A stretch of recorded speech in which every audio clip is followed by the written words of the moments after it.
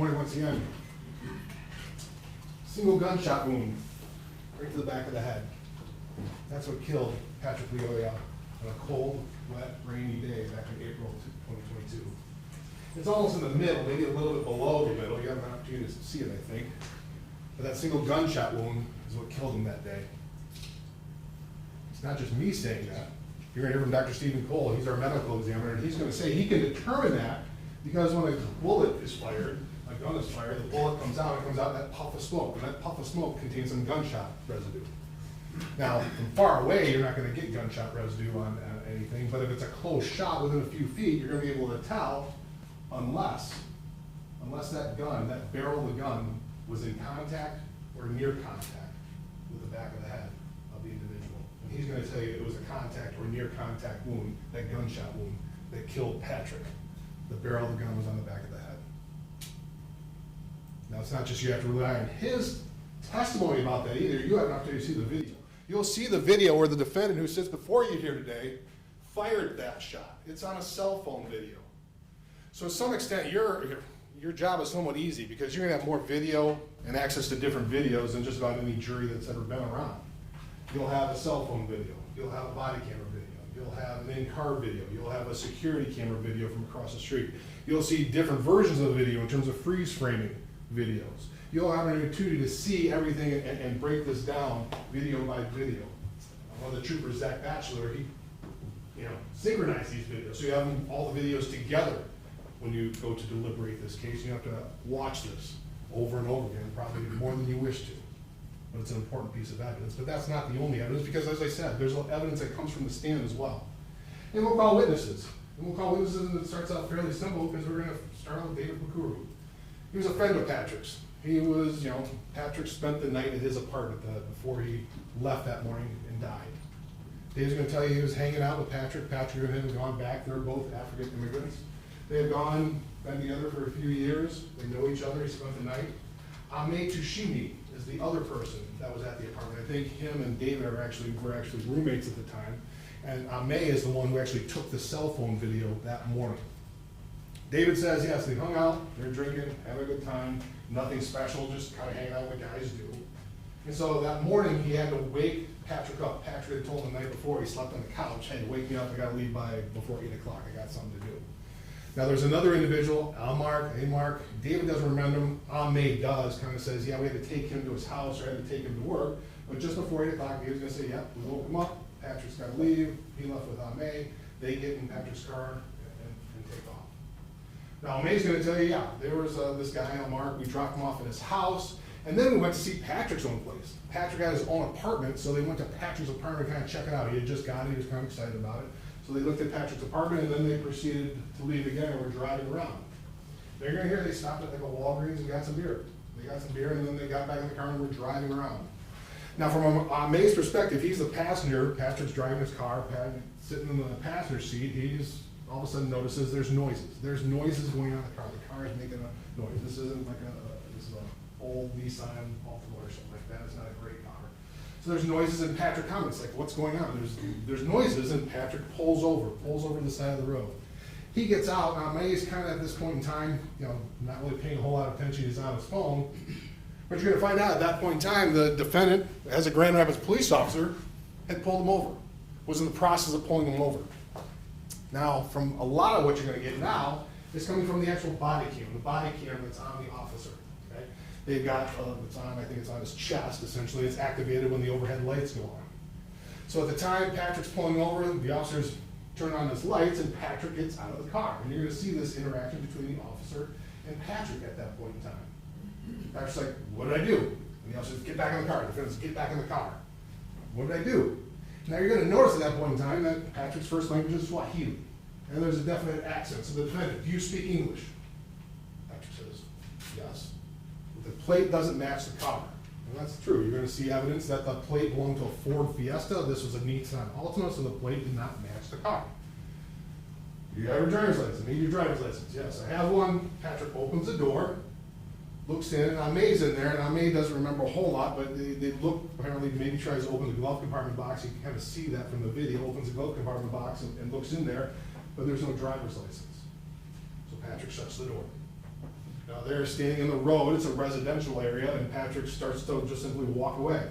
The defendant then grabs him and says, nope, nope, nope, you're under arrest, and Patrick breaks free. Breaks free, kind of does a spin move, and then runs around the back of the car. You'll see this on the video, on the body cam video, and runs around the car. He's wearing flip-flops, and his pants are falling down, and it's kind of raining, and he runs, he gets all the way to the driveway that the car was in parked, maybe 5 yards, 10 yards at most away. It's like a 6-second chase. The defendant tackles him from behind, takes him down, and then there's a struggle. There's a wrestling match going on at that point in time.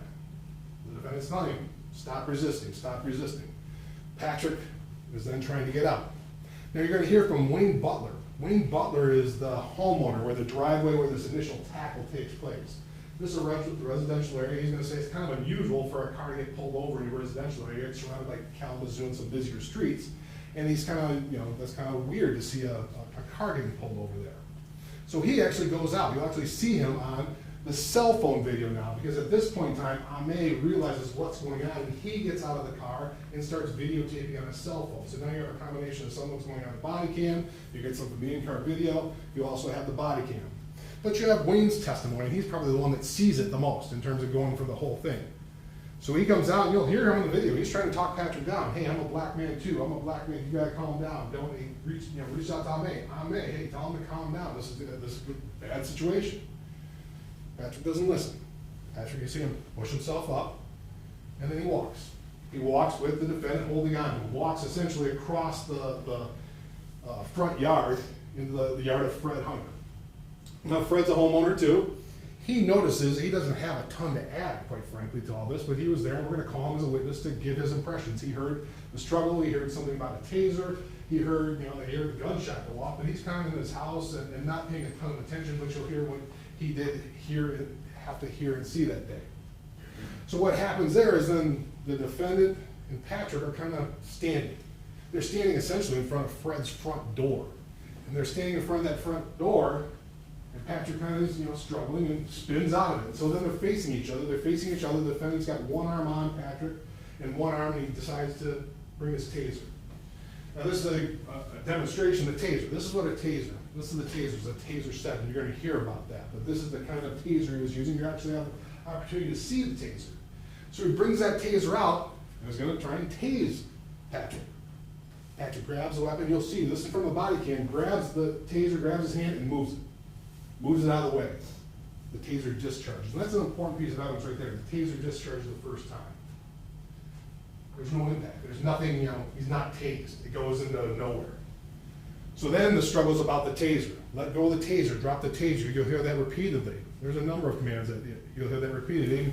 Patrick goes down, they both go down. They both go down in the front yard of Fred's residence. It's raining, it's slippery, the grass is wet, and they struggle. Now May's watching this, and you'll hear from May. He's probably intoxicated. He's kind of mumbling things. He's not really comprehending what's going on, but he's watching. He's holding the cell phone, and it kind of dips up and down. But you'll watch what happens then. They're struggling. You drop the taser, The defendant ends up on Patrick's back. Patrick once again tries to lift up. He starts to lift up and lifts the defendant off, the feet's off the ground, but the defendant's able to regain control, get back down, and kind of shoves him down, but then he transitions to his firearm. Puts the gun to the back of his head, and shoots him. Patrick collapses almost instantly. He's lying there on the ground. So a lot of what you're going to hear about is regarding this taser. This taser, it looks like it, but it's not a gun. It is not a gun. It's a less lethal weapon. I think in the Grand Rapids the policies and procedures, it's something that's called an electronic control device. That's how it's defined. It's put up there with a device how you control people. The pepper spray, batons. It's not a gun. Even in the Taser training manual, it says it's an option that doesn't replace lethal force. So you're going to hear from Brian Childs. Brian Childs is from Axon. Axon is the company that makes the Taser. And he's going to tell you what the Taser was designed to be a less lethal. It's designed to be safely and deployed in a less lethal way. It's been deployed almost 5.5 million times. The amount of time it causes some sort of serious injury, I think it's like 99.7% of the time, it does not cause death or serious bodily injury when it's deployed. It's something that can be dangerous, no question, but but that's not what it's designed to do. Now he's gonna kind of alleviate some of the things that people think a taser does. Some people think a taser knocks you out. And you see it on TV, somebody gets tased, they boom, they knock out, and they're out for 15 minutes. Doesn't do that. That's on TV, this is not in movies. What a taser does is cause neuromuscular incapacitation, NMI. You'll hear about that. The best way to put it, I'm probably putting it wrong, but that's why you have Brian Childs, he's the engineer, he's the expert, he's gonna say it kind of seizes up the muscles, causes the muscles to seize, and so a person can't necessarily operate it, and cause them to be able to function appropriately when it seizes those muscles. So it's only in place, that NMI is only in place for the time of the electrical charge. That charge there, as soon as you release it, the person's kind of released from that. It doesn't cause any ongoing damage. It's not something that somebody is just withering on the ground for. You're going to see from this taser, they compare it to, what the taser company compares it to is, after you're being tased, it's like strenuous exercise. That's one of the things in the video, or the PowerPoint you're going to see on the taser training PowerPoint. It's like comparable to being strenuous exercise. It's designed not to kill. It's designed not to hurt. It doesn't electrocute you. The amount of electricity is something that combined to like a Christmas tree light. It's not a huge amount. And it doesn't always work. That's another thing, because one of the things you have to do for a taser to work is there's two prongs. There's two prongs that are shot out, and those prongs have to have sufficient space. You'll see from the video that's got to be about 12 inches. 12 inches is about the minimum amount to get that neuromuscular incapacitation. Anything less, it may cause pain, but it's not going to incapacitate somebody. Right? So it's got to be an appropriate spread. If it doesn't get the appropriate spread, somebody may not suffer from any consequences. If it gets caught in somebody's clothes, it may not work. So one of the training things, you be prepared for it not to work. But they say, just part of the training, you'll see it says, just like anything, you got to be prepared to transition to something else, because it may not work. It may be not something that has an impact when you try and use it, because of the variabilities, if you will. Now, one of the things you'll also hear is that when somebody is using a taser, when it goes in, there's a possibility of death or great bodily harm. And they list some of the things that happen. They list that if somebody's tased, they freeze up and they fall in concrete, hit their head. That's one of the things you got to be careful of. If you're around flammable materials, you got to be careful on that. That's something you got to be careful of, because electricity could cause it to explode. Pregnant women, there's certain things that you got to be careful of. There's certain target areas. You'll hear about the target areas of the front. The back is actually the best way. The back and splitting the belt line, if you will, is the best way to get for somebody to be tased. The front, not so much, but you can use it in the front. So you got to be careful with it, and it could cause it. But the whole idea of a taser is that's a safe and effective way to do something from a distance. You can use it at close range. You'll see that. But close range defined by taser is about 4 feet, not an arm's length. 4 feet is characterized as close range under the taser policy. They can go almost up to 12 feet because it's designed to give them some space, so you don't get the situations like this one. So Brian Childs is going to tell you just about everything you know about the taser and how it is designed to be a safe and effective means of apprehending somebody. But you're also going to hear then in terms of what happens in terms of these defensive tactics. Because defensive things, that's one of the things we're going to hear about from our two police practices experts. Police practices and defensive tactics experts. Because they're going to give you an interpretation, they're going to tell you a little bit more, because we're not police officers, but they're going to give you an impression. Seth Stoughton and Nicholas Bloomfield are our two police practices and defensive tactics experts. Seth is maybe more of the practices part. He used to be a police officer. He was a police officer down in the state of Florida for a number of years. And I think we talked all about changing jobs, and he had the idea to change a job and become something else. He became a law professor. He teaches at the University of South Carolina. He teaches criminal justice, criminal procedure. He teaches policing to future law students, people who are going to law school. He also goes over to the undergrad and teaches their criminology department. Now you'll hear all his credentials. He works for the American Law Institute. He's written books. He's written law review articles. These are articles in University of Virginia Law Review, University of Minnesota. He goes into different law reviews and researches this topic, presents all these ideas and stuff, because that's what he does for a living. He studies police use of force issues. Nick is maybe the more hands-on individual. Was a police officer until 2022. I believe he still serves in the reserves and down in New Mexico, where he's from. And he's more of the hands-on. He's done defensive training, defensive tactics. He's written policies on how to use defensive things that a police officer had. You're going to hear about. There's different things. A gun is a defensive weapon, a taser, a pepper spray, a baton, all these things that police officers have and use, as well as training on pressure point tactics, hand tactics, stuff like that. It's the hands-on. He has done trainings for this in the state of New Mexico. He's reviewed over 200 different use of force incidents in that state with his department and other things. That's what he does, the hands-on stuff. So one of the things, kind of summarizing, and it's going to be long. They're going to provide quite a bit of testimony. What they're going to talk about is when they look. How does a police officer? How should a police officer look at a use of force? And they break it down. Does the individual, the person who the force was used against by the police officer, does the individual pose an imminent threat to the police officer? Imminent threat, immediate threat. Is there some sort of imminent threat that that person poses to the police officer? And that's how you determine that. Well, they got to look at three things: intent, ability, and opportunity. Those are the three things. Does that person have the intent to do something? Does they have the ability to do something? Do they have an opportunity to do something to the police officer that would mandate some sort of use of force? What it boils down to is when you look at this case, I think you're going to look at this case and that Patrick had an intent to get away. There's an intent to get away, but that's not an intent to do great death or great bodily harm, which would allow the use of deadly force. He had an intent to get away. One of the other things is that he didn't have the ability, because you hear about when you watch the videos, the taser was deployed twice. You have the initial deployment, you hear it fire when Patrick grabbed it and moved away. When it was deployed a second time, when the two of them are on the ground, you're going to hear and see the video that they're on the ground, they're struggling, and then the guy goes, "Let go of the tape," and there's a pop. Let go of the tape, and he moves away. So the taser was deployed a second time. Brian Childs will tell you that. He says this taser was deployed on 2 separate occasions. So the prongs that cause the neuromuscular incapacitation were gone. They couldn't be fired again. You can't necessarily reload them because there's wires. You can't just put those back in. So the ability to cause NMI was gone at that point in time. Now the one thing that was left is there is something that's called a drive stun. A drive stun where you take essentially the end of it and you drive it in, make contact.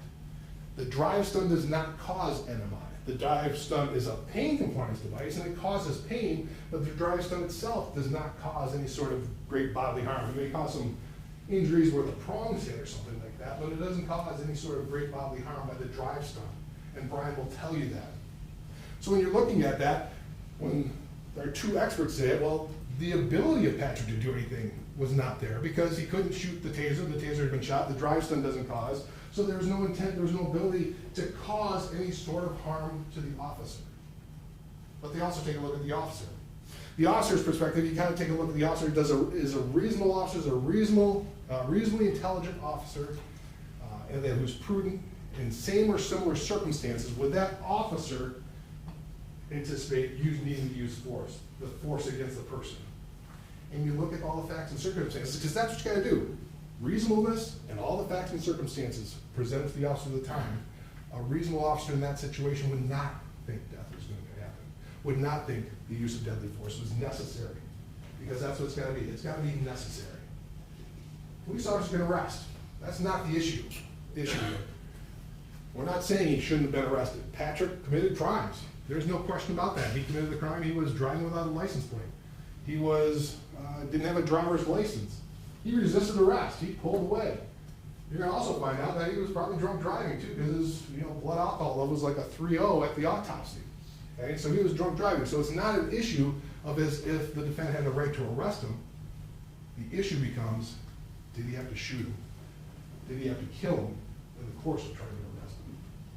I think when you look at all the evidence, you look at you come to a conclusion, the answer is no. Because what the judges just said, I have to prove things. I break it down into 4 things. I have to prove there's a death. That's your checklist. Was there a death here? Well, that's 100% certain. There's a death. Patrick's dead right now. I have to show that the death was caused by the defendant. That's 100%, no question in your mind. He shot him in the back of the head. The third thing, there's 3 different areas. There was an intent to kill. When you put a gun to somebody's back of the head, there's an intent to kill there. So those are the 3 things, are 100%, there's no question. What your issue is and what this trial is about and why you have to decide is that fourth thing, or third thing. Was it justified, was it excused, or was it lessened to some other crime? When you talk about justified, there's a legitimate good reason for it. Excused is, well, we'll give it, yeah, you did all this, but no, it's okay, we're gonna give you a pass. When you take a look at that, when you put all this together, taking a look at all the evidence, you have to say it was not justified. It was unreasonable. Patrick never had an intent to do any harm to the defendant. He never intended to kill him. The evidence is going to show he never wanted to do anything other than get away that day. And even if somehow he did, he didn't have the ability to cause any great bodily harm because that taser was not going to do anything. So what this boils down to is it was unjustified and unreasonable. It was a crime. It was a crime here. The defendant committed the crime of murder. A police officer can't commit murder. They're no different than anybody else. They're no different than any citizen. They can commit murder, and that is what happened back in April of 2022. The defendant committed the crime of murder. When you listen to all the proofs, and you go back and deliberate, we're going to ask that you return a verdict of guilty to second-degree murder. Thank you.